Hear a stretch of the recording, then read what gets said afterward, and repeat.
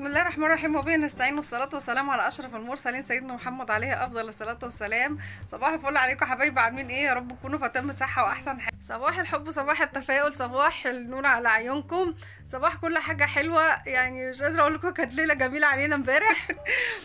وكنا متكبسين فوق بعض في أوضة واحدة، والسرير شلنا المراتب عشان خاطر ما تتبلش، وكان جزء منها اتبل والملاية اتبلت، بس لحقنا نفسنا. فكان يوم صعب جدا، يعني يوم من ايام الشتاء. احنا ايامنا كلها بتبقى كده، لان السقف دخنا فيه بصراحة، تعبنا اسود بختنا احنا عملنا فيه كل حاجة يعني. وعشان نبلطوه طبعا قالوا ان غلط على السقف عشان الدنيا كلها مشرخه، البيت عايز يترمم وكده. فكان يوم صعب قوي، وما قدرتش طبعا اصور لكم الحصه اللي كنا فيها بالليل.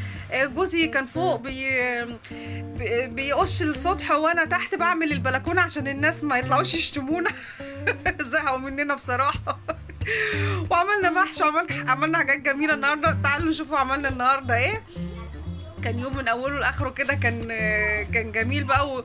وطبعا احنا عارفين الشتاء بيحب المحشي والسقع والكلام ده، عايزين اكله تدفينا كده عشان نعوضوا التليج اللي كنا فيه امبارح بالليل.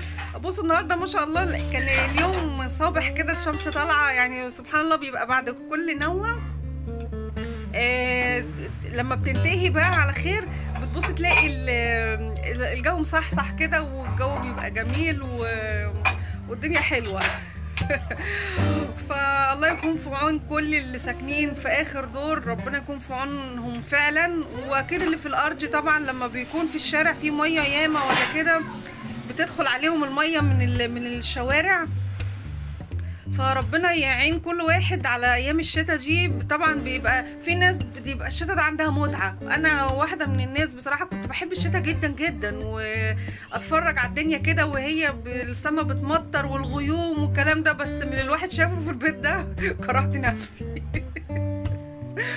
عنينا كتير والله، عنينا كتير قوي قوي، بس الحمد لله احنا احسن من غيرنا الحمد لله. فزينب قاعده مريحه دماغها هناك، وسايبانا احنا معكوكين معكوكين في اللي احنا فيه، والسقف والشتاء والمطر، وحتى الشتاء دخلنا جوه الشقه. فالحمد لله انا متعوده على كده. ايام ما كنت قاعده هنا مع حماتي، فاقسم بالله كانت الساعه 4 الفجر، كنت ابقى لابسه عندي بلطو مشمع كده عشان ما اتغرقش من الشتاء. كان بيبقى جوزي مش موجود، وكنا بنبقوا غرقانين. اقسم بالله كانت الشقه كلها مصفى، كانت المواعين بتخلص من كتر ما بحط في كل حته في البيت، كل حته، فوق التلاجة وفوق التلفزيون وفي كل حته، فوق السرير، الكروانات والحلل والصواني. المواعين كانت بتخلص، مش بلاقي حاجه احطها. فاستنى لحد ما الشتويه تخلص، لحد النهار كان يطلع عليا وانا واقفه متذنبه ولابسه البلطو مستنيه فرج ربنا الشتاء يخلص عشان اطلع اقش السقف عشان نترحم. كان بيبقى طبعا بيبقى شرب السقف، بيبقى شرب الميه اللي نزلت فيه على بال ما الشتويه ولا المطر يخلص، وعلى بال ما اطلع اقش. طبعا الطلوع في الفجر فوق السطح صعب جدا جدا، تبقي مش شايفه قدامك. فيعني عانينا والله، مش انا لوحدي، انا وجوزي عانينا ياما في الشقه بسبب الموضوع ده. بس طبعا لما بيكون هنا بصراحه بيشيل عني موضوع السطح ده، بيطلع هو بيقش. لكن لما ما بيكونش في حد هنا، انا ببقى محتاسه فوق وتحت.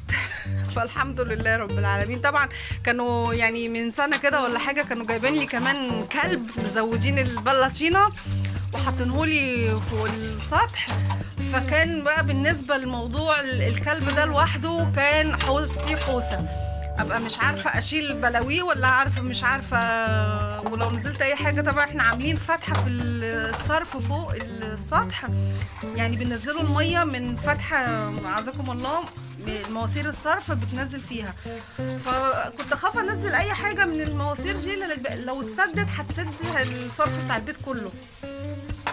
كنت بضطر بقى اطلع الم بلاوي الكلب الاول، واكلي وشربي يعني حكايه الكلب دي لوحدها كانت عذاب. لما بيكون جوزي مش هنا وانت طبعا روح مسؤولة منك، فبتضطري انت بتطلعي بتاكليه بتحميه بتعمليه لحد ما يعني ربنا رحمني منه، يعني اتكل على الله بقى، وهو اترحم برضه لان ما كانش واخد الرعايه الكافيه. انا ما كنتش عارفه اراعيه بصراحه. الحاجه دي بتبقى واساسا انا يعني مش بحبهم من كتر المسؤوليه اللي بتبقى يعني فوق كتفاتك، فبتبقي مش فاضيه ان انت تراعي حاجه زي كده. فبالتالي قررت تربيه حاجه زي كده، وكان عندي قطط والكلام ده، كنت بحب تربيه القطط جدا. يعني انا قعدت حوالي كام سنه القطط والكلاب وكده. فجيت خلاص بقى في الاخر تعبت يعني بالذات الموت الكلب ده كان صعب جدا، وسهيت انا عنه شويه وما بقتش احميه، متبعه للعيال هنا ومن هنا. ف يعني مش قادره اقول لكم بقى ايه اللي جراله، يلا راح لحاله. بس انا بعديها حلفت قلت له اقسم بالله لو جبتوا كلاب تاني انا ماليش دعوه بيها. يعني انا عانيت وتعبت كتير قوي بسبب الكلب، وان انا اراعي هنا وهنا، فمش ناقصه كلاب كمان اراعي كلاب. قلت له ارحموني وما تجيبش كلاب تاني، ولو جبته انا بريئه من ذنبه ومش هحط له ولا اكل ولا شرب. وطبعا لما بيروح شغله بيقعد يعني ساعات بال15 يوم وكده. قلت له انا ماليش دعوه، هيبقى ذنبه في رقبتكم. وحماتي بتحب الكلاب برضه، فكانت راضيه بحاجه زي كده. بس انا اللي كنت مقروفه بصراحه. فيعني قعدوا كام سنه الكلاب دي معاهم، ومره يعني كلبه من زهقها كانوا جايبين كلبه هنتايه وسايبينها في السطوح لوحدها. لا يا رب، دي ما كانتش في السطوح، دي كانت في البلكونه في الحته اللي ورا خالص قبل ما يبنوا السلم، يعملوا السلم الحداج اللي ورا ده، هبقى اوريهولكم وانا بعمل البلكونه. فدي جالها مرض كده مش عارفه اسمه مرض ايه، فيعني رمت نفسها من فوق البلكونه. زهقت مني. رمت نفسها من فوق يا روحي، نزلت طبعا ميتة. دي ماتت، جابوا واحدة تانية وفضلوا على كده كام سنة ما طلعوا روحي وزهقوني في عيشتي من الكلاب وقرف الكلاب. فانا دلوقتي الحمد لله ولا عندي كلاب ولا قطط، وعندي نوادر مع القطط هبقى احكيها لكم، هتقعدوا تضحكوا عليا ضحكه، لان انا كنت بموت فيهم. كان روحي كده في القطط، بحبهم جدا جدا جدا. وقطه منهم رميتها ورجعت، هبقى احكي لكم الحكايه بالتفصيل بس في فيديو تاني، عشان ايه خلينا في المحشي النهارده. بصوا الصينيه دي ما تستغربوش ايه اللي فيها. دي انا كنت عامله فخدين بطريقه حلوه قوي قوي، وكان طبعا الايدام بالتحابيش بقى كلها كانت نازله، والزبده كنت عاملاهم بالزبده، فما رضيتش ارمي الايدام دوت. الايدام ده كله زبده ومعاها بقدونس والثوم، كنت حاشيه الفراخ كده، واللي نازل منها طبعا ما رضيتش ارميها، حرام كانت زبده كتيره وكانت طعمها خطير بصراحه. هبقى اوريها لكم عملتها ازاي. اكيد الفيديو هيكون نزل لكم، لان لما بقول لكم على حاجه بتبقى التانية بتبقى نزلت بقى لها كام يوم.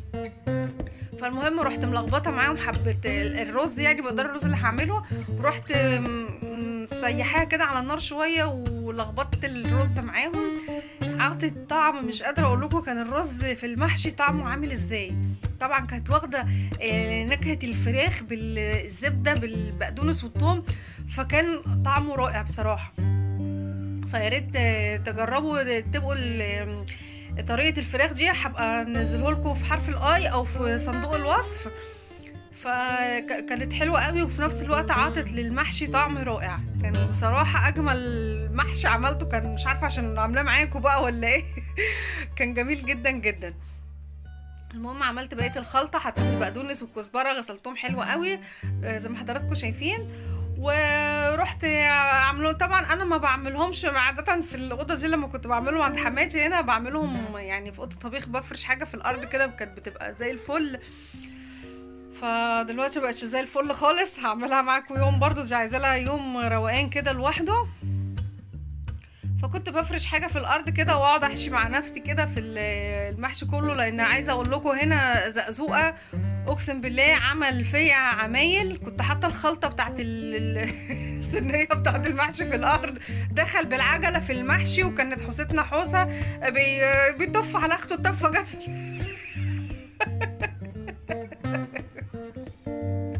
عايزه اقول لكم مرروني في المحشي ده. كل ده انا عشان عاملاه بره معاكم بس عشان التصوير، ما كنتش حامله اصوره معاكم جوه في اوضه الطبيخ. فكان محشي بالعيال كان صعب جدا جدا يعني، بس الحمد لله عدى على خير وسلام. واتضرب طبعا، ابوه مسكه وضربه عشان التفه اللي جايه تقف على اختها راحت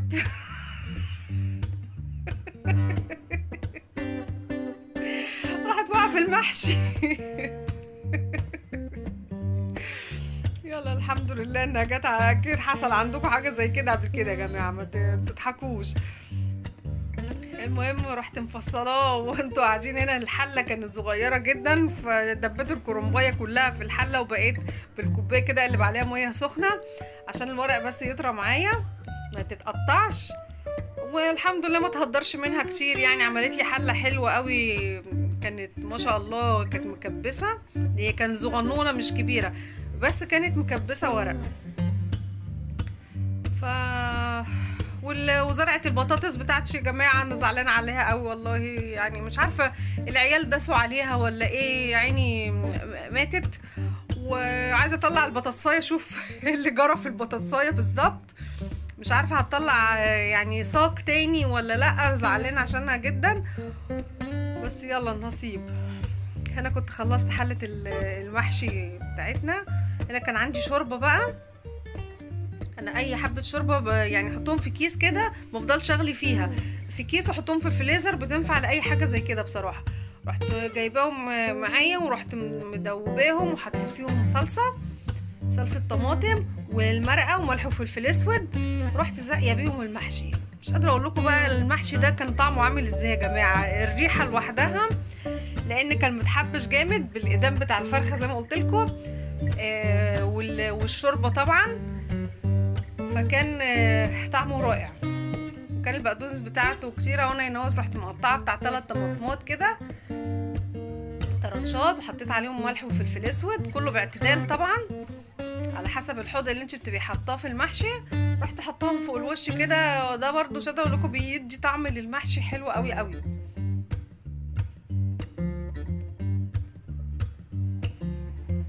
طبعا انا هنا المحشي على بال ما خلصته كانوا ماتوا من الجوع كلهم، كانوا وعوعوا. نهار المحشي كان طويل النهارده فكان على بال ما خلصت خلاص كانوا ماتوا من الجوع. هنا كان خلاص استوى. بصوا المنظر بقى كان يفتح النفس بصراحه، كان حلو قوي قوي، والريحه كانت واصله للجيران. ولو وصلتوا معايا لحد هنا ما تنسونيش باللايك وتشتركوا في القناه وفعلوا الجرس عشان يوصلكم مني كل جديد. بحبكم جدا جدا. عايزه اقول لك لما تسلقيه، يعني العرايس اللي هم لسه جداد، طبعا انتوا اساتذه عارفه ان انتوا بتعرفوا تسلقوه حلو قوي.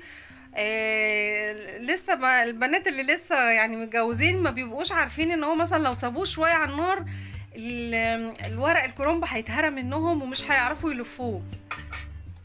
فانت يا دوبك كده تعدي لحد كده 10 كل ميه بتغلي وتروحي مطلعه عشان بس ما يتهرش منك وتعرفي تلفيه. هنا كانوا خلاص بقى هم على اخرهم يا روحي، كانوا موعوعين، والريحه مش قادره اقول لكم مع السقعه بقى. احلى اكله طبعا دي في الساعه، واللي احلى منها الاحلى واحلى العدس. سلام بقى على حله عدس كده في الساعه الجامده، بتبقى جنان. وزوزو هنا بقى مش قادر يا عيني، خلاص قاعد بصوا صيفي من تحت وشاتش من فوق اقسم بالله طول الشتاء عايز يقعد لنا صيفي كده بالشورت، ومش عايز يلبس حاجه، وسويت لو نلبسوه شورت غصب عنه يفضل سويت سويت سويت لحد ما يقلعه ماما وبس. الحمد لله حطيته لهم، كانوا جعانين ومستنيين مش قادرين يصبروا بقى لحد ما يبرد. لو وصلتوا معايا لحد هنا ما تنسوش بالله تشتركوا في القناه وفعلوا الجرس عشان